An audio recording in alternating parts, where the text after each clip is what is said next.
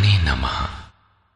यथार्थ गीता श्रीमद् भगवत गीता अथ षोडशो अध्यायः।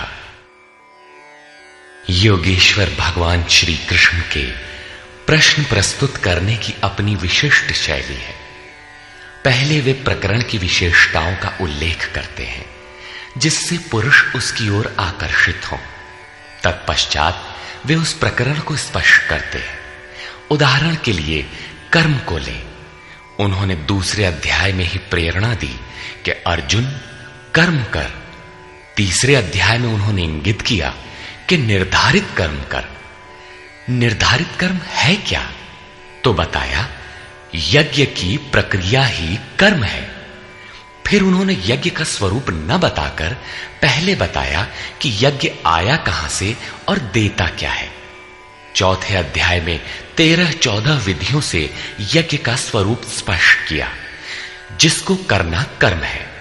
यहां कर्म स्पष्ट होता है जिसका शुद्ध अर्थ है योग चिंतन, आराधना, जो मन और इंद्रियों की क्रिया से संपन्न होता है।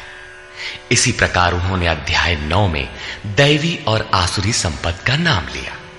उसकी विशेषताओं पर बल दिया कि अर्जुन आसुरी स्वभाव वाले मुझे तुच्छ कहकर पुकारते हैं। हूं तो मैं भी मनुष्य शरीर के आधार वाला, क्योंकि मनुष्य शरीर में ही मुझे यह स्थिति मिली है। किंतु आसुरी स्वभाव वाले, मूढ़ स्वभाव वाले मुझे नहीं भजते, जबकि दैवी संपत्ति से युक्त भक्तजन अनन्य श्रद्धा से मुझे उपासते हैं। किंतु इन संपत्तियों का स्वरूप, उनका गठन अभी तक नहीं बताया गया। अब अध्याय 16 में योगेश्वर उनका स्वरूप स्पष्ट करने जा रहे हैं, जिनमें प्रस्तुत है पहले दैवी संपद के लक्षण। श्री भगवान वाच।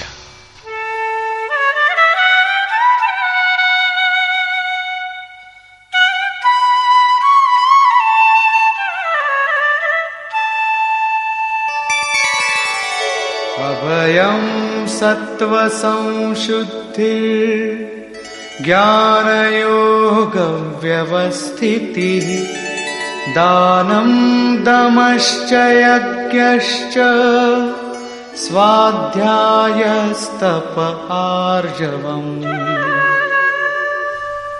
भय का सर्वथा अभाव, अंतःकरण की शुद्धता, तत्व ज्ञान के लिए ध्यान में दृढ़ स्थिति अथवा निरंतर लगन, सर्वस्व का समर्पण, इंद्रियों का भली प्रकार दमन, यज्ञ का आचरण, जैसा स्वयं श्री कृष्ण ने अध्याय 4 में बताया है। संयमाग्नि में हवन, इंद्रियाग्नि में हवन, प्राण अपान में हवन और अंत में ज्ञानाग्नि में हवन, अर्थात आराधना की प्रक्रिया जो केवल मन और इंद्रियों की अंतर क्रिया से संपन्न होती है। तिल, जौ, वेदी इत्यादि सामग्रियों से होने वाले यज्ञ का इस गीतोक्त यज्ञ से कोई संबंध नहीं है। श्री कृष्ण ने ऐसे किसी कर्मकांड को यज्ञ नहीं माना। स्वाध्याय अर्थात स्वस्वरूप की ओर अग्रसर कराने वाला अध्ययन। तप अर्थात मन सहित इंद्रियों को इष्ट के अनुरूप ढालना, तथा आर्जवम शरीर और इंद्रियों सहित अंतःकरण की सरलता। अहिंसा सत्यम क्रोधस् त्यागः शान्तिरपैशुनम् दया भूतेष्वलोलुप्त्वम् मार्दवम् धीरचापलम्। अहिंसा अर्थात आत्मा का उद्धार, आत्मा को अधोगति में पहुंचाना ही हिंसा है। श्री कृष्ण कहते हैं, यदि मैं सावधान होकर कर्म में न बरतूं तो इन संपूर्ण प्रजा का हनन करने वाला और वर्ण संकर का कर्ता हूं। आत्मा का शुद्ध वर्ण है परमात्मा। उसका प्रकृति में भटकना वर्ण संकर है, आत्मा की हिंसा है, और आत्मा का उद्धार ही अहिंसा है। सत्य, सत्य का अर्थ यथार्थ और प्रिय भाषण नहीं है। आप कहते हैं ये वस्त्र हमारा है, तो क्या आप सच बोलते हैं? इससे बड़ा झूठ और क्या होगा? जब शरीर आपका नहीं है, नश्वर है, तो इसे ढांकने का वस्त्र कब आपका है? वस्तुतः सत्य का स्वरूप योगेश्वर ने स्वयं बताया है कि अर्जुन, सत्य वस्तु का तीनों कालों में कभी अभाव नहीं है। ये आत्मा ही सत्य है, यही परम सत्य है। इस सत्य पर दृष्टि रखना, क्रोध का न होना, सर्वस्व का समर्पण, शुभाशुभ कर्म फलों का त्याग, चित्त की चंचलता का सर्वथा अभाव, लक्ष्य के विपरीत निंदित कार्यों को न करना, संपूर्ण प्राणियों में दया भाव, इंद्रियों का विषयों से संयोग होने पर भी उनमें आसक्ति का अभाव, कोमलता, अपने लक्ष्य से विमुख होने में लज्जा, व्यर्थ की चेष्टाओं का अभाव तथा तेज क्षमा धृति शौचम अद्रोहो नातिमानिता भवन्ति संपदं दैवीम् अभिजातस्य भारत। तेज जो एकमात्र ईश्वर में है, उसके तेज से जो कार्य करता है, महात्मा बुद्ध की दृष्टि पड़ते ही अंगुलीमाल के विचार बदल गए। ये उस तेज का ही परिणाम था जिससे कल्याण का सृजन होता है, जो बुद्ध में था। क्षमा, धैर्य, शुद्धि, किसी में शत्रु भाव का न होना, अपने में पूज्यता के भाव का सर्वथा अभाव, ये सब तो हे अर्जुन दैवी संपत्ति को प्राप्त पुरुष के लक्षण हैं। इस प्रकार कुल 26 लक्षण बताए, जो सब के सब तो साधना में परिपक्व अवस्था वाले पुरुष में संभव है और आंशिक रूप में आप में भी निश्चित है, तथा आसुरी संपत्ति से आप्लावित मनुष्यों में भी ये गुण है, किंतु प्रसुप्त रहते हैं, तभी तो घोर पापी को भी कल्याण का अधिकार है। अब आसुरी संपद के प्रमुख लक्षण बताते हैं।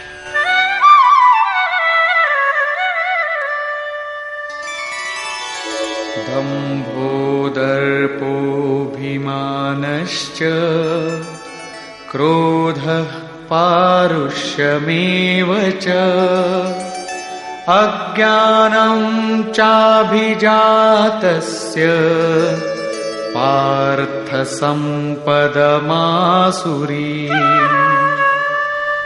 हे पार्थ, पाखंड, घमंड, अभिमान, क्रोध, कठोर वाणी और अज्ञान, ये सब आसुरी संपद को प्राप्त पुरुष के लक्षण हैं।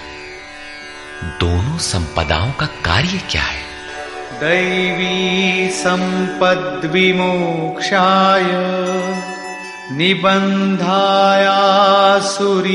मता मा शुच संपदं दैवी अभिजातोऽसि पांडव। इन दोनों प्रकार की संपदाओं में से दैवी संपत्ति तो विमोक्षाय, विशेष मोक्ष के लिए है, और आसुरी संपदा बंधन के लिए मानी गई है।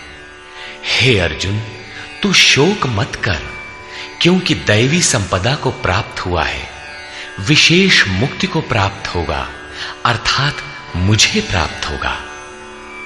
वे संपदाएं रहती कहां हैं?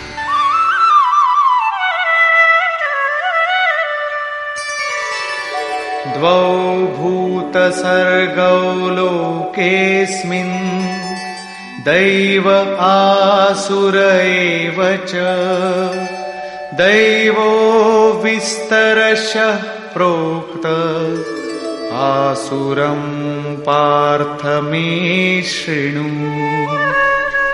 हे अर्जुन, इस लोक में भूतों के स्वभाव दो प्रकार के होते हैं, देवों के जैसा और असुरों के जैसा। जब हृदय में दैवी संपद कार्य रूप ले लेती है तो मनुष्य ही देवता है, और जब आसुरी संपद का बाहुल्य हो तो मनुष्य ही असुर है। सृष्टि में ये दो ही जातियां हैं, वो चाहे अरब में पैदा हुआ हो चाहे ऑस्ट्रेलिया में, कहीं भी पैदा हुआ हो, बशर्ते है इन दो में से ही।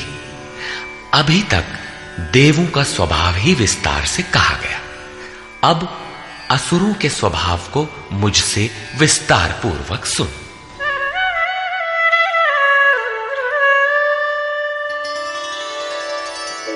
प्रवृत्तिञ्च निवृत्तिञ्च जना न विदुरासुराः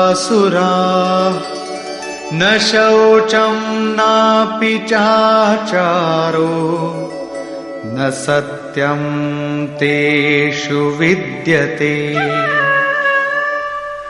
हे अर्जुन, असुर लोग कार्यम कर्म में प्रवृत्त होने और अकर्तव्य कार्य से निवृत्त होना भी नहीं जानते, इसलिए उनमें न शुद्धि रहती है, न आचरण और न सत्य ही रहता है। उन पुरुषों के विचार कैसे होते हैं? असत्यम प्रतिष्ठं ते जगदाहुरनीश्वरम् अपरस्पर संभूतम् किमन्यत् काम हेतुकम्।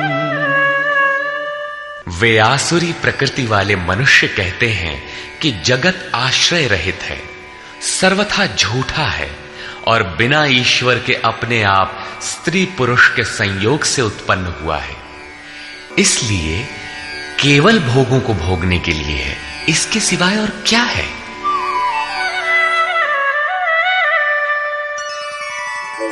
एतां दृष्टिमवष्टभ्य नष्टात्मानोऽल्पबुद्धयः प्रभवन्त्युग्रकर्माणः क्षयाय जगतो हिताः।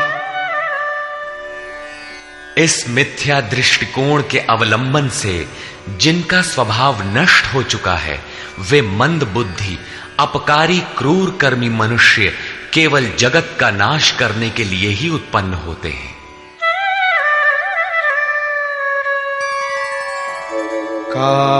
काममाश्रित्य दुष्पूरम् दम्भमानमदान्विताः मोहाद् गृहीत्वात् सद्ग्राहान् प्रवर्तन्ते शुचिव्रताः।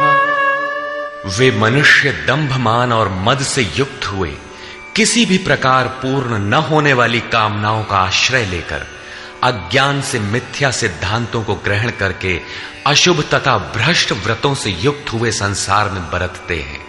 वे व्रत भी करते हैं किंतु भ्रष्ट हैं।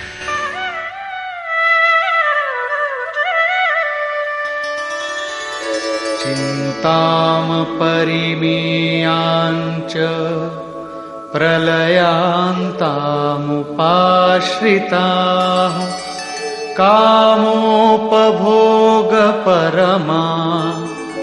एतावदिति निश्चिताः।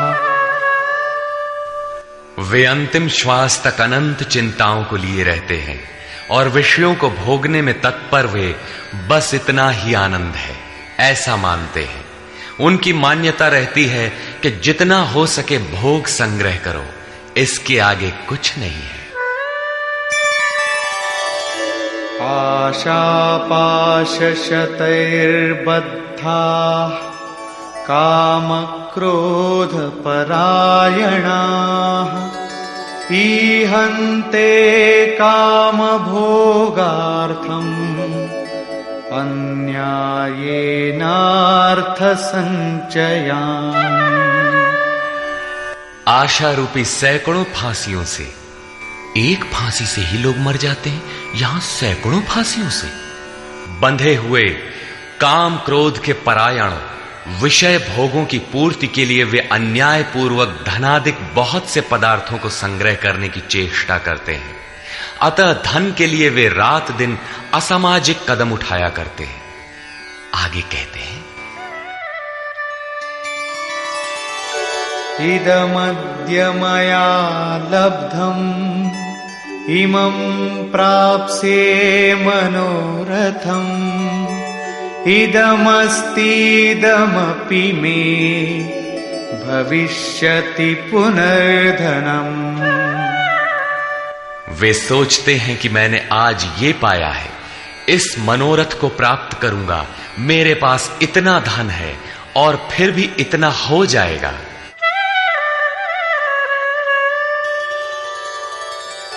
असौ मया हतः शत्रुः हनिष्ये चापरानपि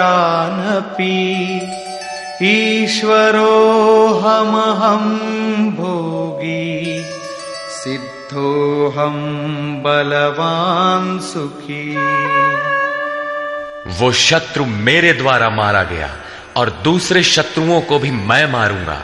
मैं ही ईश्वर और ऐश्वर्य का भोगने वाला हूं। मैं ही सिद्धियों से युक्त बलवान और सुखी हूं। आढ्योऽभिजनवानस्मि कोऽन्योऽस्ति सदृशो मया यक्ष्ये दास्यामि मोदिष्य इत्यज्ञानविमोहिताः। मैं बड़ा धनी और बड़े कुटुंब वाला हूं। मेरे समान दूसरा कौन है? मैं यज्ञ करूंगा, मैं दान दूंगा, मुझे हर्ष होगा। इस प्रकार के अज्ञान से वे विशेष मोहित रहते हैं। क्या यज्ञ दान भी अज्ञान है? इस पर श्लोक 17 में स्पष्ट किया है। इतने पर भी वे नहीं रुकते, बल्कि अनेक भ्रांतियों के शिकार रहते हैं। इस पर कहते हैं,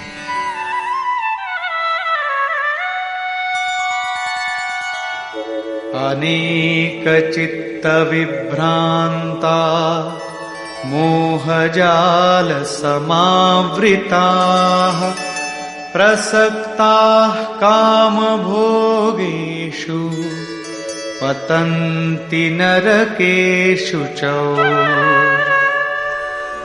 अनेक प्रकार से भ्रमित हुए चित्त वाले, मोह जाल में फंसे हुए, विषय भोगों में अत्यंत आसक्त वे आसुरी स्वभाव वाले मनुष्य अपवित्र नरक में गिरते हैं। आगे श्री कृष्ण स्वयं बताएंगे कि नरक क्या है। आत्मसंभाविता स्तब्धा धनमानमदान्विता यजन्ते नाम यज्ञैस्ते दम्भेना विधिपूर्वकम्। अपने आप को ही श्रेष्ठ मानने वाले, धन और मान के मद से युक्त होकर वे घमंडी मनुष्य शास्त्र विधि से रहित केवल नाम मात्र के यज्ञों द्वारा पाखंड से यजन करते हैं। क्या वही यज्ञ करते हैं जैसा श्री कृष्ण ने बताया है? नहीं, उस विधि को छोड़कर करते हैं, क्योंकि विधि योगेश्वर ने स्वयं बताया है। अध्याय 4/24, 33 तथा अध्याय 6/10 से 17 तक।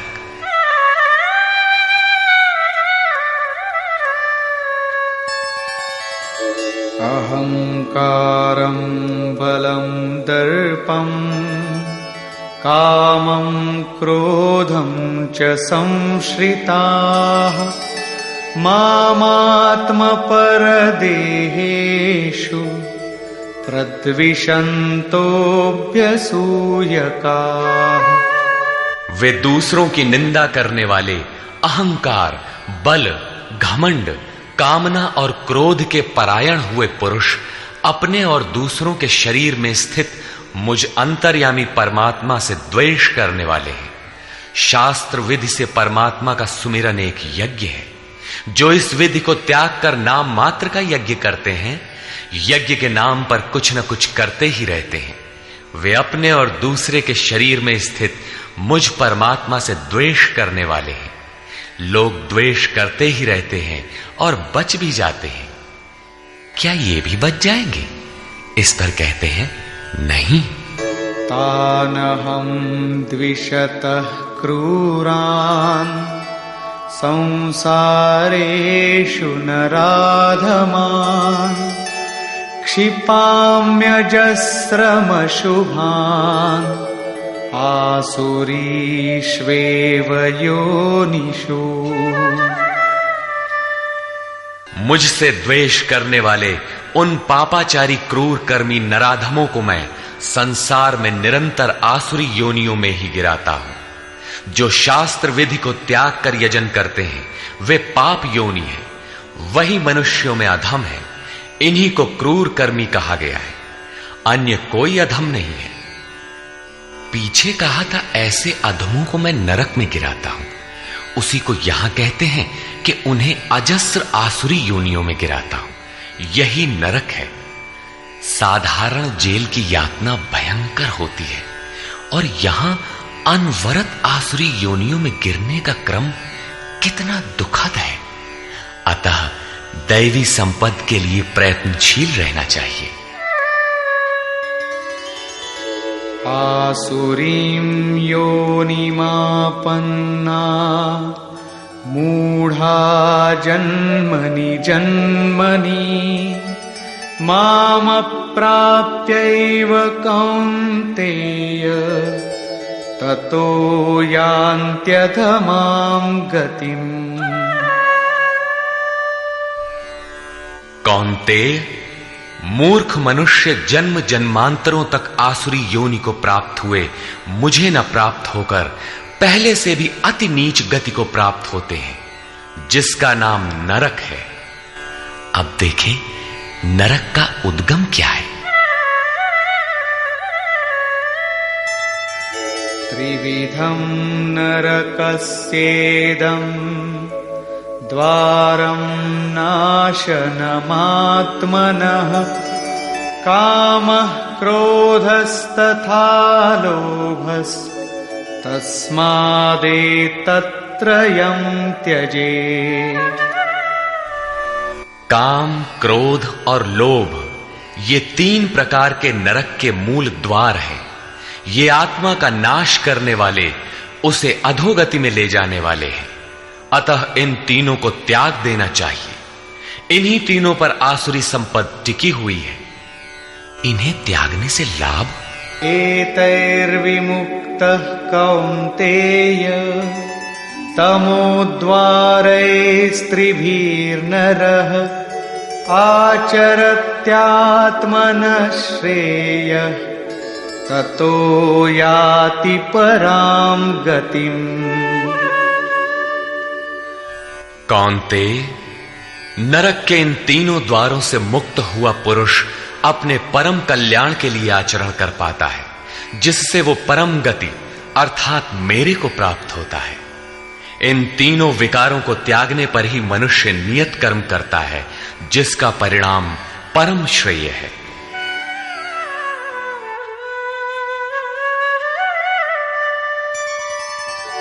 यः शास्त्रविधिमुत्सृज्य वर्तते कामकारतः न स सिद्धिमवाप्नोति न सुखं न परां गतिम्। जो पुरुष उपर्युक्त शास्त्र विधि को त्याग कर अपनी इच्छा से बरतता है, वो न सिद्धि को प्राप्त होता है, न परम गति को और न सुख को ही प्राप्त होता है। अर्थात वो शास्त्र इदम गुह्यतमम शास्त्रम, गीता स्वयं पूर्ण शास्त्र है, जिसे स्वयं श्री कृष्ण ने बताया है। तस्माच्छास्त्रं प्रमाणन्ते कार्याकार्यव्यवस्थितौ ज्ञात्वा शास्त्रविधानोक्तं कर्म कर्तुमिहार्हसि। इसलिए अर्जुन, तेरे लिए इस कर्तव्य और अकर्तव्य की व्यवस्था में कि मैं क्या करूं क्या न करूं, इसकी व्यवस्था में शास्त्र ही एक प्रमाण है। ऐसा जानकर शास्त्र विधि से नियत किए हुए कर्म को ही तुझे करना योग्य है। अध्याय 3 में भी योगेश्वर श्री कृष्ण ने नियतम कुरु कर्म त्वम, नियत कर्म पर बल दिया और बताया कि यज्ञ की प्रक्रिया ही वो नियत कर्म है और वो यज्ञ आराधना की विधि विशेष का चित्रण है जो मन का सर्वथा निरोध करके शाश्वत ब्रह्म में प्रवेश दिलाता है। यहां उन्होंने बताया कि काम, क्रोध और लोभ नरक के 3 प्रमुख द्वार हैं। इन तीनों को त्याग देने पर ही उस कर्म का अर्थात नियत कर्म का आरंभ होता है, जिसे मैंने बार बार कहा, जो परम श्रेय, परम कल्याण दिलाने वाला आचरण है। बाहर सांसारिक कार्यों में जो जितना व्यस्त है, उतना ही अधिक काम, क्रोध और लोभ उसके पास सजा सजाया मिलता है।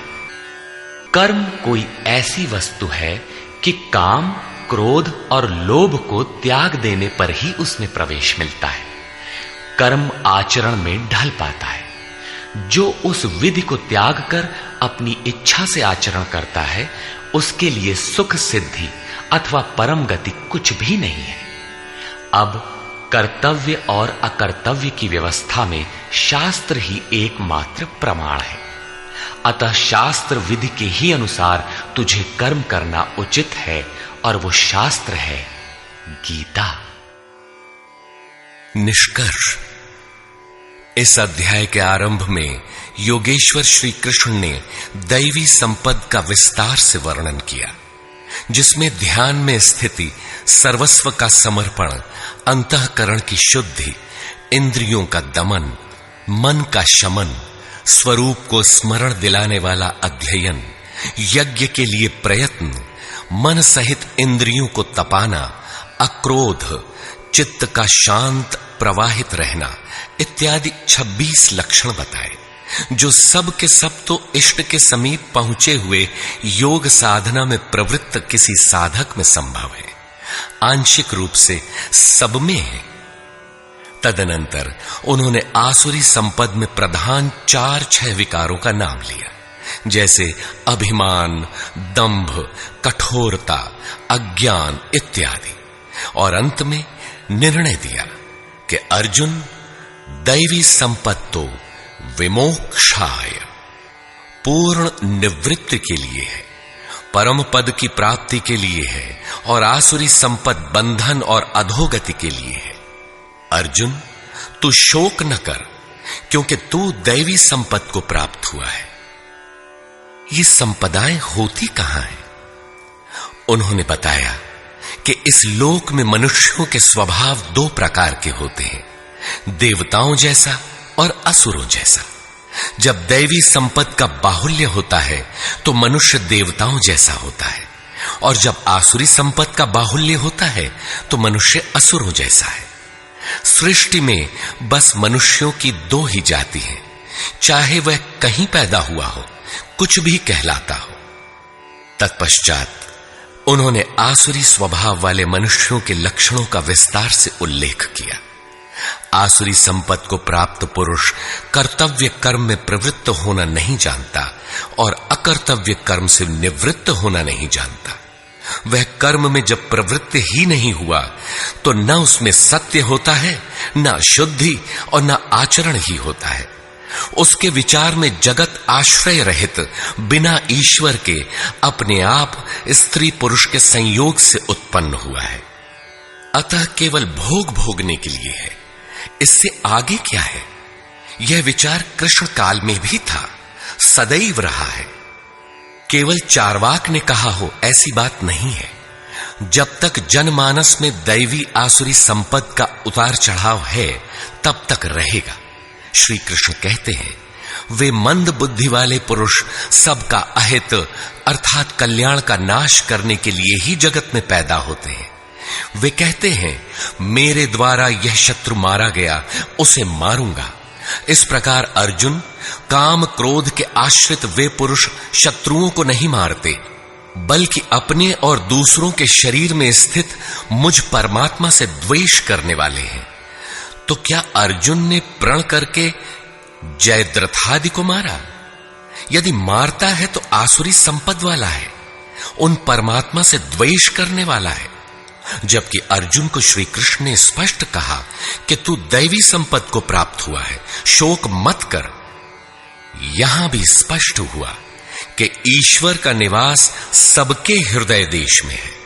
स्मरण रखना चाहिए कि कोई तुम्हें सतत देख रहा है, अतः सदैव शास्त्र निर्दिष्ट क्रिया का ही आचरण करना चाहिए, अन्यथा दंड प्रस्तुत है। योगेश्वर श्री कृष्ण ने पुनः कहा कि आसुरी स्वभाव वाले क्रूर मनुष्यों को मैं बारंबार नरक में गिराता हूं। नरक का स्वरूप क्या है? तो बताया, बारंबार नीच अधम योनियों में गिरना एक दूसरे का पर्याय है। यही नरक का स्वरूप है। काम, क्रोध और लोभ नरक के 3 मूल द्वार हैं। इन तीनों पर ही आसुरी संपत्ति टिकी हुई है। इन तीनों को त्याग देने पर ही उस कर्म का आरंभ होता है जिसे मैंने बार बार बताया है। सिद्ध है कि कर्म कोई ऐसी वस्तु है जिसका आरंभ काम, क्रोध और लोभ को त्याग देने पर ही होता है। सांसारिक कार्यों में मर्यादित ढंग से सामाजिक व्यवस्थाओं का निर्वाह करने में भी जो जितने व्यस्त हैं, काम, क्रोध और लोभ उनके पास उतने ही अधिक सजे सजाए मिलते हैं। वस्तुतः इन तीनों को त्याग देने पर ही परम में प्रवेश दिलाने वाले निर्धारित कर्म में प्रवेश मिलता है। इसलिए मैं क्या करूं, क्या न करूं, इस कर्तव्य और अकर्तव्य की व्यवस्था में शास्त्र ही प्रमाण है। कौन सा शास्त्र? यही गीता शास्त्र। किमन्ययी शास्त्र विस्तरई। इसलिए इस शास्त्र द्वारा निर्धारित किए हुए कर्म विशेष अर्थात यज्ञार्थ कर्म को ही तू कर। इस अध्याय में योगेश्वर श्री कृष्ण ने दैवी और आसुरी दोनों संपदाओं का विस्तार से वर्णन किया। उनका स्थान मानव हृदय बताया, उनका फल बताया।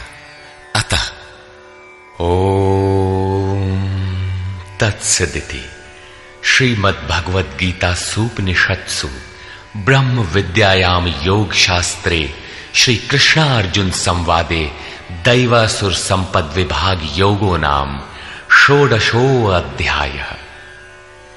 इस प्रकार स्वामी अड़गड़ानंद कृत श्रीमद् भगवद गीता के भाष्य यथार्थ गीता का 16वां अध्याय पूर्ण होता है। हरि ओम तत्सत।